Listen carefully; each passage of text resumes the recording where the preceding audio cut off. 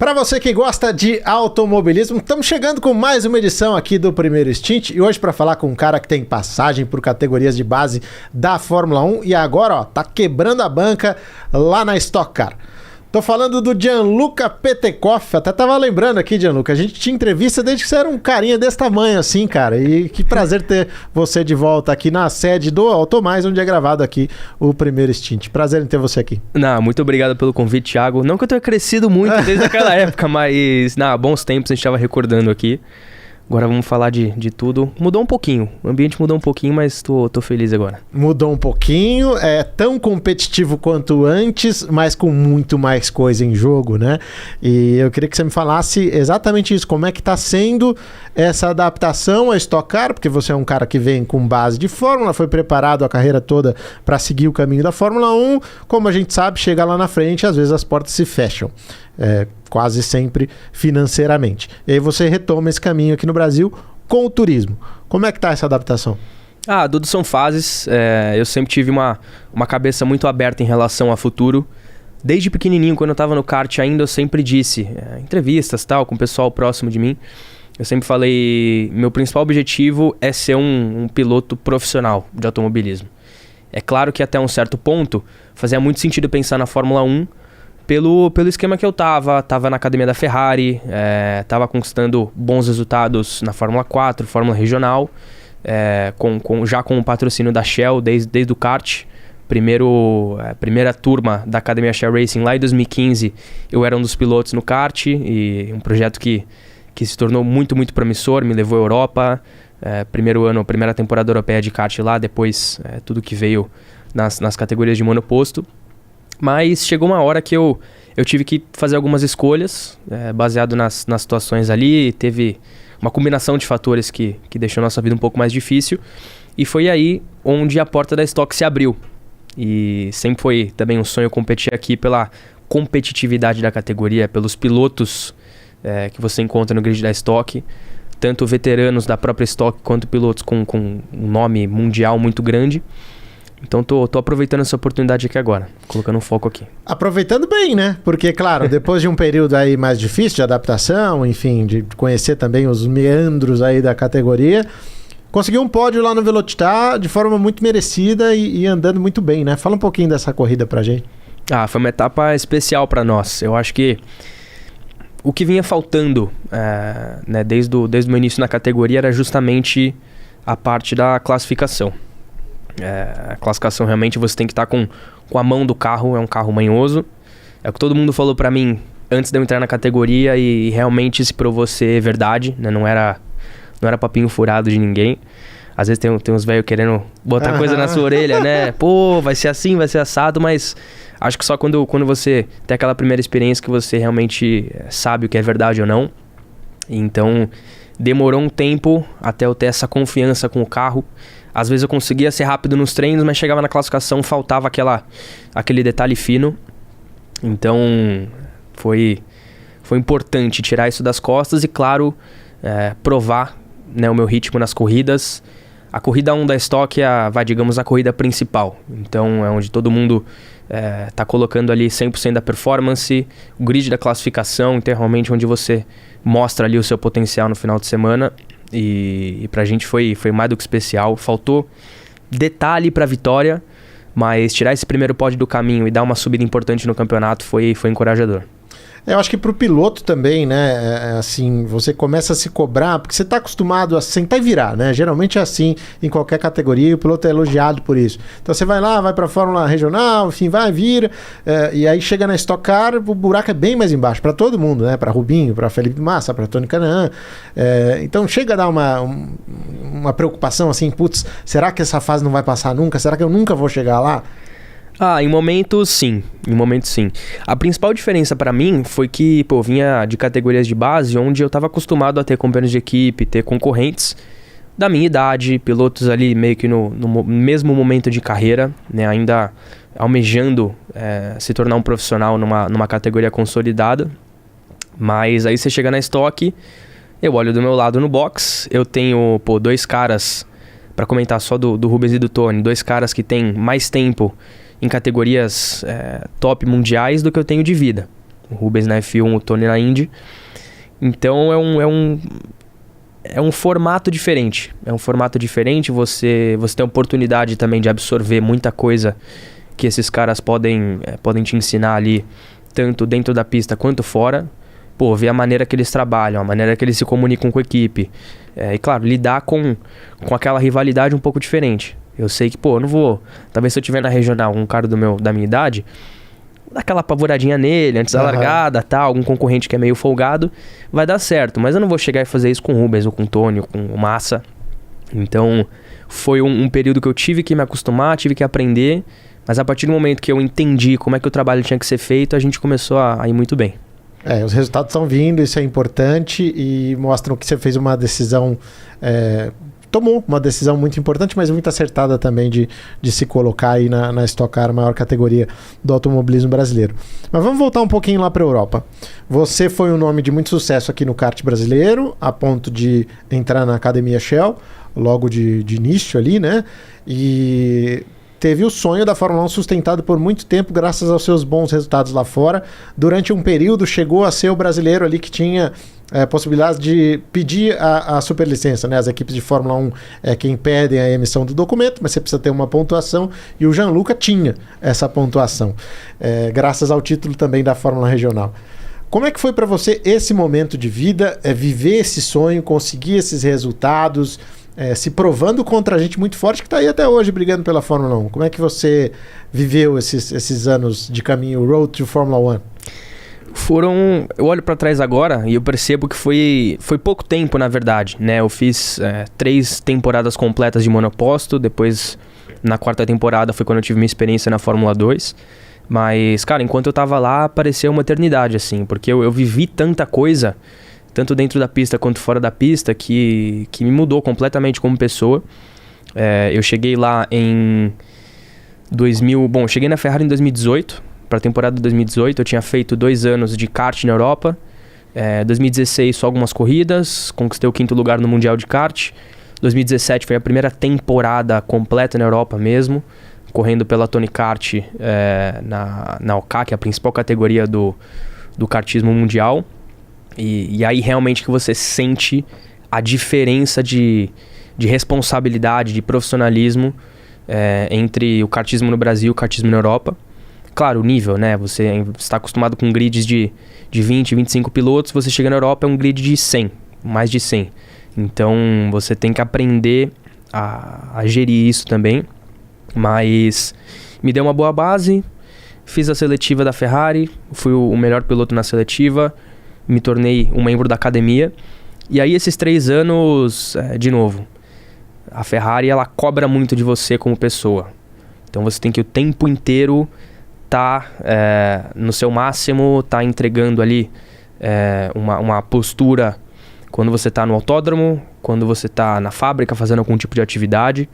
Então, de novo, isso é difícil. E eu com 15 anos lá, tomei aquele baque, né? Falei, caramba, uma gracinha ou outra, já toma uma rasgada ali de alguém lá dentro. Então, com o tempo, eu fui me adaptando a isso. E aí, claro, quando os resultados começaram a vir, você também sente mais responsabilidade, mais peso em cima de você, porque, de uma forma, é algo positivo. Porque tanto a equipe quanto a Ferrari começam a ver, pô, esse cara tem potencial. Então, a gente confia nele. E eu sabia que essa cobrança dele só ia vir com uma confiança, né? Com um pensamento ali na mente deles de que eu realmente poderia chegar lá. E o ano da regional foi muito especial porque eu tinha o Arthur Leclerc como companheiro de equipe. Um cara que, né, vinha com um certo nome, o irmão dele, acho que a gente sabe, um tal de Charles Leclerc, a gente sabe quem é. Então, não deixava de ser uma referência aqui, né? Foi um rival meu na Fórmula 4, não na mesma equipe, na Ferrari ainda, mas eu já conhecia ele, já sabia que era um baita piloto, rápido pra caramba. Então, era o meu ano de me provar ali. Eu falei, eu tenho que vencer ele no campeonato, porque a Ferrari vai tomar uma decisão no final do ano, ou de, né, seguir com um dos pilotos, ou de meio que não priorizar, mas ter uma confiança maior em alguém, e vai ser o cara que chegar lá e vai ganhar o campeonato na regional. Então eu tinha esse objetivo na minha mente de ir me provar pra mim mesmo. Falou, não, esse ano vai ser o ano da mudança. O ano de 2019 na Fórmula 4 tinha sido muito difícil. Eu fui vice-campeão da F4 italiana, mas era um ano que né, eu era o piloto ali meio que favorito ao título, não consegui vencer o campeonato, então era uma oportunidade para mim de me provar e falar para mim mesmo, não, você é o cara mesmo, você consegue ser um dos principais ali. E aí deu tudo certo, foi um ano bem difícil, tanto dentro da pista, mas principalmente fora da pista, em relação a orçamento, patrocínio. Foi o ano da pandemia, então o campeonato que era para ter começado em abril foi começar só no fim de agosto. A gente acabou tendo uma dificuldade ali, onde foi cortado o orçamento por questões, enfim, dificuldades financeiras vindo do Brasil também, pela questão da pandemia. No meio do ano, né? No meio do ano. Então imagina, você tá lá tentando se manter na briga pelo campeonato, aí passou a segunda, terceira etapa, eu tava lá liderando o campeonato e aí falam, putz, vamos ter que cortar aqui, eu não sabia se eu ia conseguir terminar o ano. Então foi duro ali, mas deu tudo certo e mesmo que foi um período curto entre o fim do campeonato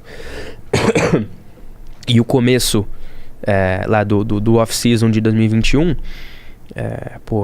de repente eu tava sentado em casa e falei, cara, finalmente, se uma equipe de Fórmula 1 me ligar para um teste ou alguma coisa assim, eu tenho os pontos necessários da superlicença para ser convocado. Então foi um momento especial, acho que é uma conquista por si só, porque tem muitos pilotos que até hoje ficam ali batalhando para tentar conquistar essa pontuação e não conseguem. Então, olho para trás e tenho orgulho disso. Agora, nesse momento em que você fica ali com uma mão na frente e outra atrás, ali perde o patrocínio no meio do ano, você vai para a Ferrari e o que acontece? Só para a gente entender também como é que é o formato de academia, porque muita gente pensa em academia Sebastian Vettel, em academia Max Verstappen, que pegava o cara lá no kart e bancava o cara até a Fórmula 1. Não é mais assim. Ainda que seja com eventualmente um volume de dinheiro considerável, não banca o cara desde o início até ao final. Como é que foi essa conversa? Você chegou a pedir uma força? Enfim, conta pra gente como é que é essa relação da marca, da Fórmula 1, da equipe de Fórmula 1 com o piloto de academia. Tava bem claro desde o começo, não foi nada que, chegou na hora, os caras deram pra trás. Tava bem claro desde o começo, né, desde que eu entrei na Ferrari, que era um formato um pouco diferente do que a Red Bull faz, por exemplo, de realmente bancar os pilotos financeiramente para as temporadas e levar eles até lá. Então, claro que eles dão todo o suporte da estrutura. Você, estando dentro da academia, é claro que você vai ter certas oportunidades através do nome Ferrari que você não teria se você não estivesse lá. Mas a parte financeira, você tinha que sustentar. E claro que naquele momento, quando eu entrei, tendo a Shell como patrocinadora, que também era uma patrocinadora master da Ferrari, até hoje, era algo confortável, era algo especial realmente, que poucos pilotos na época tinham, falando de qualquer categoria de base. Então, claro, me senti numa posição privilegiada naquele momento. Mas, quando infelizmente a Shell teve que fazer esse corte para priorizar alguns outros investimentos aqui no Brasil. Como diversas empresas de diversas áreas, né? Com certeza, não foram os únicos, né? Acho que o mundo inteiro se encontrou numa situação um pouco difícil naquela época, especialmente o Brasil, porque quando a gente assinou o contrato no começo do ano, o euro estava X. Aí, de repente, quando você se encontra ali no início da temporada, no fim de agosto, depois de tudo que aconteceu, o euro deu aquela explodida. Então, cara, o nosso orçamento já não seria suficiente para encerrar o ano por conta só do câmbio. Então, realmente foi um momento difícil. E a Ferrari falou, cara, assim, deu um pequeno suporte ali para eu conseguir encerrar o ano, junto com outras duas empresas que me deram essa força para que eu me mantesse no campeonato e encerrasse a temporada. Mas chegou pro ano seguinte, falaram, bom, é lógico que a gente tem o maior interesse em te manter no programa.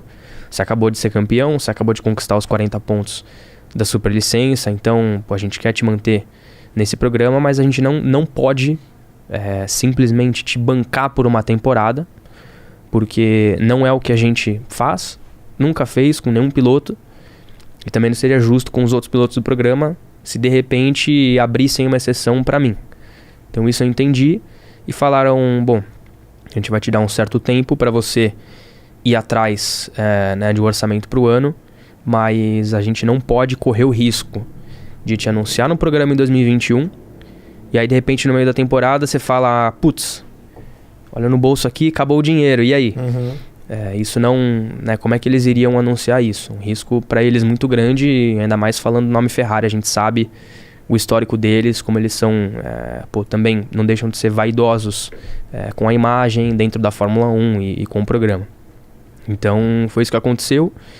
Infelizmente a gente não conseguiu achar esse orçamento até o deadline deles. E eles falaram, bom, cara, então infelizmente a gente não tem como te manter no programa nessa situação. Foi isso que aconteceu. E você vê como é importante na vida a gente não sair chutando porta, né?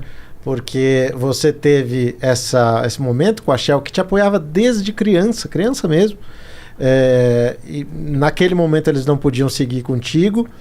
E hoje você está de volta vestindo a marca deles. Então isso mostra uma confiança dos dois lados, né? Tanto da marca em você como piloto e sua na marca de que uma hora ou outra vocês iam se encontrar por aí. E acho que isso fez valer esse momento que vocês passaram, querendo ou não, juntos de dificuldade, né? Não, é uma grande história, né? Foram 6 anos juntos. Eles confiaram em mim, apostaram em mim quando eu tinha acabado de completar 12 anos para ser um dos representantes deles no kart, naquele projeto que era pioneiro no Brasil. Não existia um projeto igual que a Shell criou, né, antes de 2015.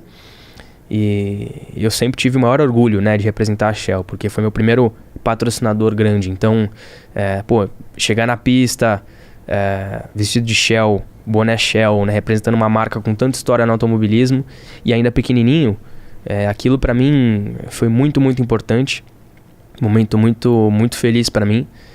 E foi fácil de entender, né, quando infelizmente aconteceu aquela situação em 2020, que eles estavam, né, de mãos amarradas. Falou, cara, assim, a situação tá muito crítica mundialmente, e então a gente vai ter que tomar essa decisão.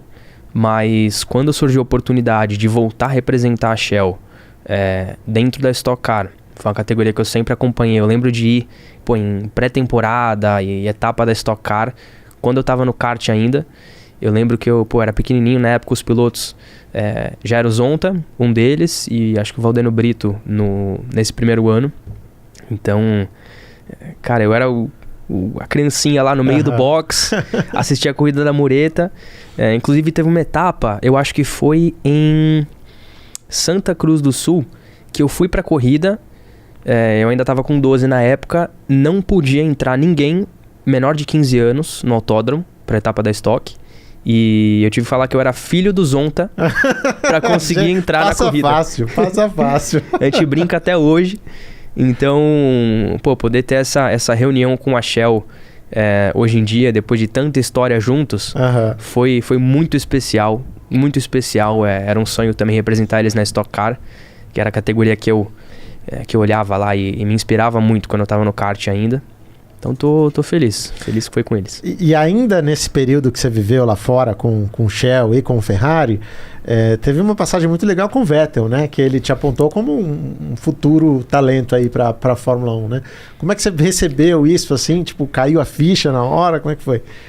O Sebastian, ele literalmente foi o meu herói de infância. Porque, né, o timing das coisas. Em 2010, quando ele venceu o primeiro título na Fórmula 1, foi também o meu primeiro ano correndo de kart. Então, né, dali até 2013, quando ele venceu o quarto, cara, era só Vettel. Vettel Red Bull, e ele era a minha inspiração. Eu cresci no kart assistindo ele ganhar tudo na Fórmula 1. Então, pra mim, ele era um deus, assim. Quando eu comecei a representar a Shell, e eles comentaram que uma das ativações no ano seria no GP do Brasil com a Ferrari, automaticamente minha mente clicou. Vou conhecer o Vettel. E aquilo pra mim, cara, era... Eu tava... Quase não conseguia acreditar, assim. Chegou na semana do GP, que geralmente é sempre... Agora antecipou um pouco no mês, mas costumava ser sempre na semana do meu aniversário. Faço aniversário dia 14 de novembro e o GP sempre caía naquela semana. Então, pô, semana do meu aniversário de 13 anos, GP do Brasil, eu sei que eu vou estar lá durante os dias. Cara, eu não conseguia dormir, assim, eu tava super ansioso. E aí foi um momento que eu menos estava esperando. Eu cheguei no autódromo, acho que na quinta-feira, né, pra fazer uma das ativações com eles lá. Que era uma pauta legal. Pô, menininho, 12, 13 anos aqui, no kart ainda, já representando a Shell. Eu na época tinha ganhado o Campeonato Brasileiro de Kart, então, pô, tá chegando lá, de repente, em breve já corre na Europa. E então, pô, era uma oportunidade legal. E eu lembro que aquele dia falaram, não, você vai de macacão pra pista. Então eu tava andando lá no paddock, pra cima e pra baixo de macacão, tampinha dessa altura. E aí falaram, não, vamos ali no... tem um espaço da Shell que eles montam em toda a corrida. Claro que corridas fora da Europa é um espaço um pouco menor, mas é o Track Lab. Então... Já foi, com a gasolina ali, onde é testada a gasolina mesmo, da prova mesmo. Isso, exato. Então falou, vamos ali, que você vai conhecer e tal, a gente vai gravar um negócio ali, bacana. Aí é um cubículozinho assim, né? Não tem muito espaço pra levar quando é corrida fora da Europa. Aí eu fui e tal, abriram a porta assim, quem tava lá dentro? O Vettel. Eu, cara, fiquei paralisado assim, não conseguia nem respirar. Aí, pô, entrei, me deu um abraço. Era pra ser uma pauta de 5 minutos. Vocês sabem que em fim de semana de Fórmula 1, atividades com os pilotos, cara, é 5 minutos, vai ser 4,59 e ele tem que sair correndo pra alguma outra coisa. E ele entrou, a gente começou a conversar, ele falou, vamos ali na garagem. Aí o assessor da Ferrari já olhou assim, falou, devia estar pensando, Sebastian, o que você tá fazendo? E na época, eu, né, menor de 18... eu não podia ser muito diretamente associado com a marca Ferrari por conta da Philip Morris, o aborto e tudo mais. Sim. Então eles ficavam travando. Tanto que teve uma ativação que a gente fez antes na semana, que acabou tendo que ser com o Gutierrez, que era piloto de testes, mas zero marca Ferrari por conta disso. Os caras eram muito, muito fechados com isso.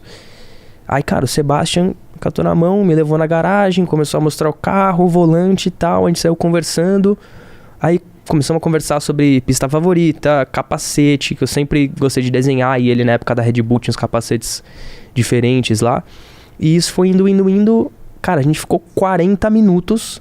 Caramba, conversando. Os caras queriam matar ele. Aí tiveram que puxar ele e falar, Sebastian, vamos lá, tem não sei o que e tal. Então foi um sonho, assim. E a gente acabou se vendo por 3 ou 4 anos. Sim. Nesses GPs, fazendo essas ativações. E aí, finalmente, eu entrei na academia. Ele tava lá no dia da seletiva, no fim de 2017. A gente falou, ele falou, cara, eu lembro de você e tal. Acho que eu te conheço de algum lugar. Pô, que bom te ver aqui. Aí no GP Brasil daquele ano, eu já sabia que eu tava na Ferrari, não podia falar ainda, porque eu tinha que esperar até o fim do ano para fazer o anúncio. E eu tava conversando com ele antes desse evento que a gente fez, onde ele comentou que eu era uma das promessas brasileiras para poder chegar na Fórmula 1. E aí eu falei, Seb, vem cá, deixa eu te contar um negócio. Cara, eu vou entrar no programa. Ele falou, pô, que legal, fico feliz, pô, te vejo né, crescendo aí faz vários anos. Precisar de qualquer coisa lá dentro, pode falar comigo. Porque ele sempre foi um cara que acompanhou muito as categorias de base. Sim. Teve uma coisa de Fórmula 4 que a gente fez no mesmo final de semana que a Fórmula 1, a da Fórmula 4 alemã. E uma das atividades lá, escolheram 4 ou 5 pilotos da categoria para ter um almoço com ele, lá na pista. E ele tava falando, cara, de resultado de treino, de classificação das outras etapas. Eu falei, caramba, impressionou assim, que ele realmente conhecia tudo. Acompanhava mesmo. Então, pô, fiquei muito feliz de poder ter essa conexão verdadeira mesmo, um cara que era meu herói de infância. Tem inclusive uma imagem clássica, que eu até acho que eu repostei no meu Instagram, não me lembro bem, dele fazendo um track walk, se eu não me engano, com anotações suas, não teve isso? Teve, foi em Imola. Eu acho que foi 2020, depois de muitos anos que a Fórmula 1 não corria em Imola, a pista mudou muito, né? As zebras mudaram muito, reasfaltaram algumas curvas, então eles não tinham muita informação. E aí pegaram um resumo de onboard, de data, que a gente tinha feito lá, um treino que a gente tinha feito lá no início do ano. E aí, cara, eu tô lá, eu tava em Barcelona, numa etapa da regional. Aí tô lá na quinta-feira, na pista, de repente, tipo, Twitter, assim, Instagram, começa a explodir com o meu nome. Eu falo, o que tá... Deu aquele medo, né? Falei, o que eu fiz agora que eu não tô sabendo? Aí eu entro lá, aí eu lembro do meu pai me mandar uma foto dele no track walk com a apostilinha assim, com uma foto da minha onboard. E ele falou, acho que eu conheço aquele carro ali. Cara, na hora eu falei, não é possível. Aí eu entrei, vi assim, fiquei muito feliz, repostei. Depois comentaram pra mim, pô, tá com moral, hein? Foi um baita momento. Que legal, cara. Bacana mesmo isso tudo que você viveu lá dentro com Ferrari, com Shell, enfim, com esse sonho da Fórmula 1. E depois que as coisas se complicam um pouco mais, ninguém sabia exatamente para onde você ia, terminou ali campeão da Fórmula Regional, o que ele vai fazer, né? Falou-se muito em Fórmula 3, de repente você aparece na Fórmula 2, mas assim, um salto 3 passos adiante, praticamente. Então, como é que foi esse momento? Por que você decidiu dar esse passo? Direto para a Fórmula 2, pulando Fórmula 3? Foi muito de repente. Muito de repente. Obviamente, o nosso plano era subir para a Fórmula 3. Era a única opção possível, a única coisa que estava passando na nossa cabeça. Como fez o Leclerc, né? Fez 2 anos de Fórmula 3, agora que ele está na Fórmula 2. Exatamente. Então, claro, tinha ficado muito claro no início do ano. Até o pessoal confundiu as coisas um pouco. Não sei de onde surgiu essa história, mas eu vi muita gente falando, quando anunciei que eu não ia estar na Fórmula 3 no ano seguinte, eu não ia estar na Prema. Começaram a falar assim, não, porque a Prema prometeu um assento de F3 pro campeão da regional, que você anda lá, não sei o quê. Assim, tava muito claro que o campeão ali, especialmente o piloto da Prema, iria ter uma vaga reservada na Fórmula 3 no ano seguinte. Mas não é que eles vão lá e te dão de presente a vaga.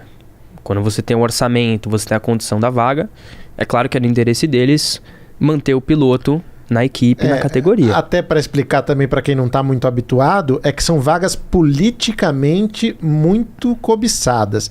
Então não adianta às vezes o cara ser o campeão de todas as fórmulas de não sei onde, aparecer com a grana. Não, porque essa vaga já está combinada com a Ferrari e com o campeão da Fórmula Regional. Exato. Não é? Exatamente. Especialmente na Prema, que é a equipe referência da Fórmula 3 desde sempre. Então, claro que era do interesse da Prema, né? Depois de eu vencer o título, era do interesse deles me ter na equipe na Fórmula 3 no ano seguinte. Mas antes até do fim do campeonato, eu tive uma conversa com eles. Eles falaram, cara, a gente não pode segurar muito, porque tem, sei lá, 10 pilotos querendo a vaga com o dinheiro na mão já. Então, não tem como a gente esperar para sempre, ficar esperando até janeiro para ver o que acontece. Então, infelizmente, eu não consegui esse orçamento, nenhuma perspectiva de orçamento até, não sei, novembro, falando, cara, infelizmente não vai ter a vaga. Mas isso, de novo, foi algo que aconteceu naturalmente. Eu sou muito grato a eles por tudo. Era uma família pra mim, né, durante todo o tempo que eu fiquei lá, desde da Fórmula 4, os primeiros treinos até eu sair quando iniciou a regional. Mas a gente ainda tinha a mentalidade de Fórmula 3. Então, ok, não vai ser na Prema, onde a gente pode entrar. E claro, ao lado disso, vamos correr atrás do orçamento, da verba, porque a única chance da gente estar em algum lugar. Então a gente saiu procurando, claro, conversas paralelas entre equipes e empresas. As vagas foram se afunilando. De repente, quando a gente viu, tinham poucas vagas e em equipes do meio pro fundo de grid. A gente olhou, né? Sempre fui eu e meu pai tomando conta disso. Claro que a Shell, durante meu período com a Shell, tinha uma palavra ali no que eu iria fazer. E a Ferrari também. Mas sempre fui eu e meu pai tomando conta disso, especialmente nesse período. Então a gente olhou um pro outro e falou, cara, vamos tentar abrir um pouco o leque de opções, porque a gente acabou, tá num baita momento, ganhou o campeonato da regional, conquistou lá os pontos da superlicença.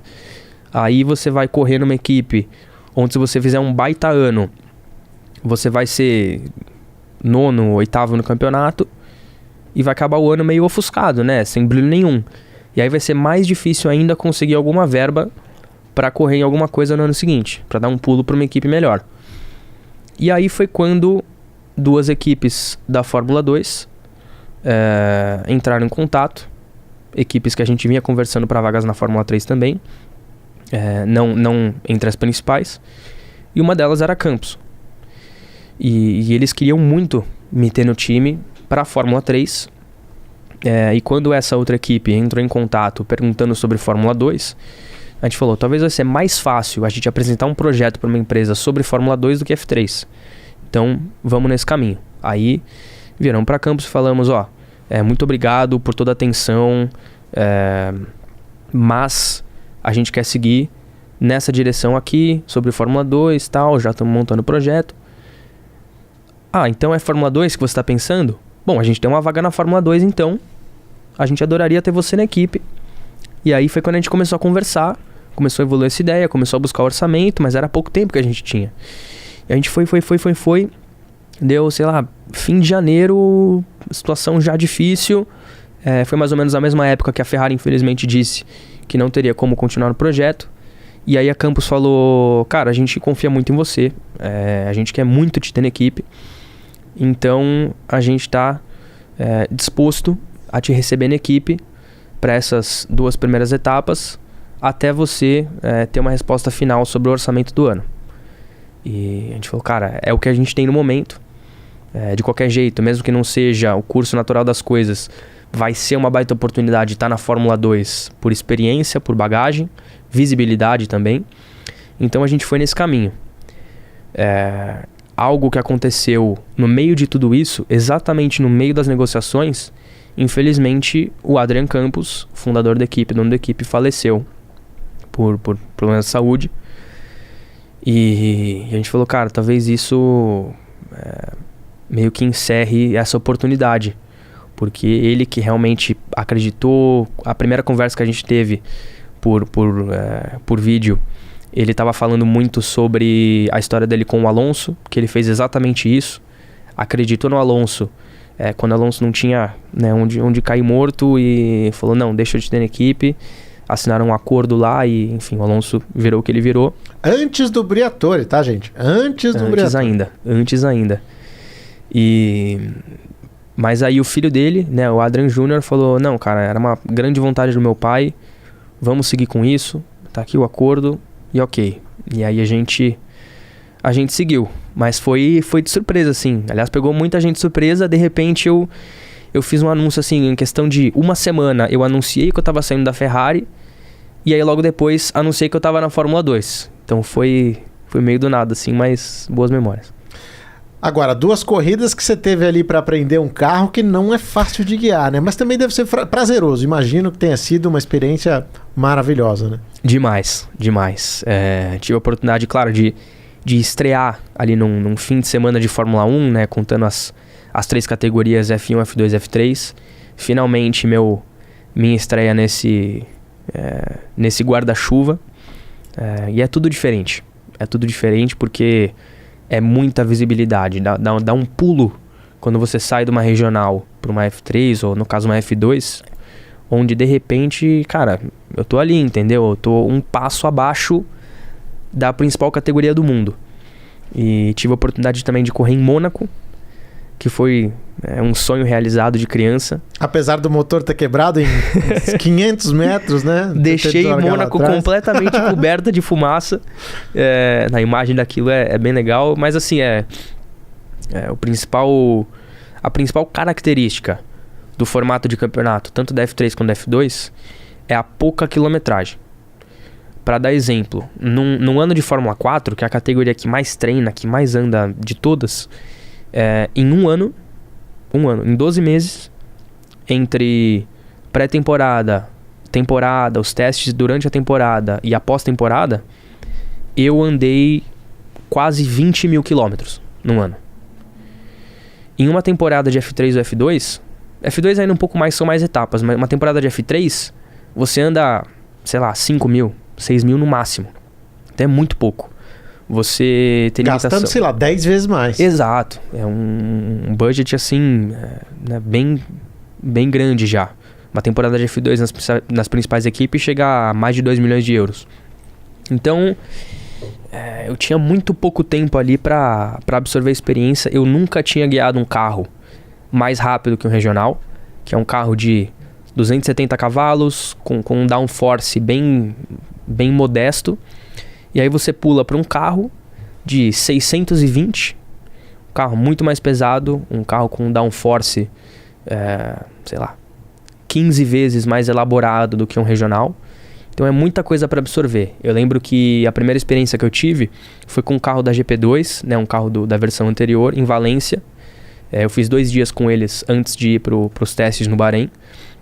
E, cara, me sentia num Fórmula 1, assim, me impressionou. A primeira acelerada que eu dei, que eu colei no banco, eu falei, cara, isso aqui não é brincadeira. Uhum. Enfim, fiz esses 2 dias, fui para os testes no Bahrein. A gente teve 3 dias lá, depois a primeira etapa, logo na sequência. E eu percebi que era muita coisa para absorver, né? Ninguém ali é novato, ninguém ali tá chegando de bobeira. Todos são caras que fizeram carreiras igualmente complexas e vitoriosas quanto a minha. Então, né, não tem muito o que você fazer de mágica ali. Você precisa de um tempo de adaptação. Fiz o que eu pude. Claro, foi muito difícil naquele começo absorver tudo aquilo. Tipo um peso médio subindo no ringue com peso pesado. Exatamente, sem muito treino. Então você fica ali um pouco vendido com algumas coisas. Cara, eu lembro que a primeira simulação de corrida que eu fiz, para quem não conhece, um dos principais fatores na F2 é o desgaste de pneus. E justamente a pista mais difícil para isso é o Bahrein. Porque na composição do asfalto tem umas pedrinhas que eles colocaram desde quando construíram a pista a primeira vez, que elas são muito ásperas. Então, se você escorrega um pouco com os pneus, aquilo vira tipo um ralador de queijo. Então acaba com os pneus. Então eu cheguei lá, a primeira simulação que eu fui fazer, falaram assim pra mim, cara, não tem muito o que a gente te falar agora. Faz essa primeira, sente, vê como é que é, depois a gente analisa e vê onde dá pra melhorar. Falei, ok. Aí saí pra simulação de corrida. Vamos supor que o target de volta era, sei lá, 1,48. Eu saí, aí comecei 1,48, 1,48 alto, 49, 1,51, tal. Quando eu acabei a simulação de corrida, que não era tão longa assim, eram, sei lá, 15 voltas.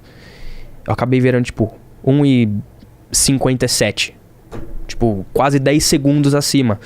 E eu falei, cara, não sei, acabou o pneu, eu tô sem gripe, eu tô escorregando aqui, não tenho o que fazer. Então, era algo muito diferente, assim, que eu não tinha tido nenhuma experiência antes. Então aquilo foi complicado. Depois a gente teve testes em Barcelona, entre o Bahrein e Mônaco. Foram muito bons. Cheguei a fazer segundo tempo em uma das sessões, enfim, realmente começando uma pista que eu já conhecia. Então finalmente começando a sentir que eu tava me acostumando com o carro um pouco, que eu tava conseguindo tirar a performance dele ali.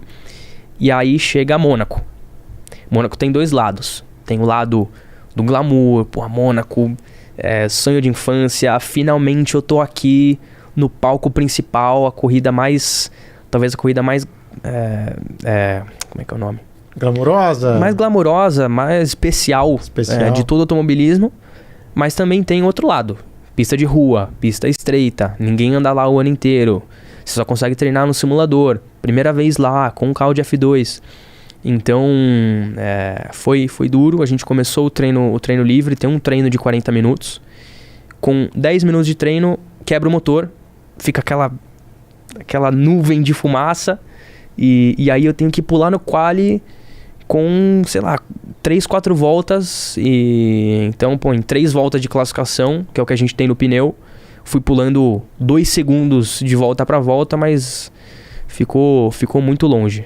Mas foram experiências que criaram casca também. Sim. Criaram casca e foi especial. Não, foi bacana ter você lá e acho que ajudou também a Campos, porque a Campos estava nesse processo de reestruturação e hoje ela é uma equipe, claro, que não é top, não está lá na frente na Fórmula 2, mas ela venceu corrida esse ano já, foi a pódios e na Fórmula 3 ela brigou pelo título de fato com o Gabriel Bortoleto, né? O Pepe Martí esteve na briga.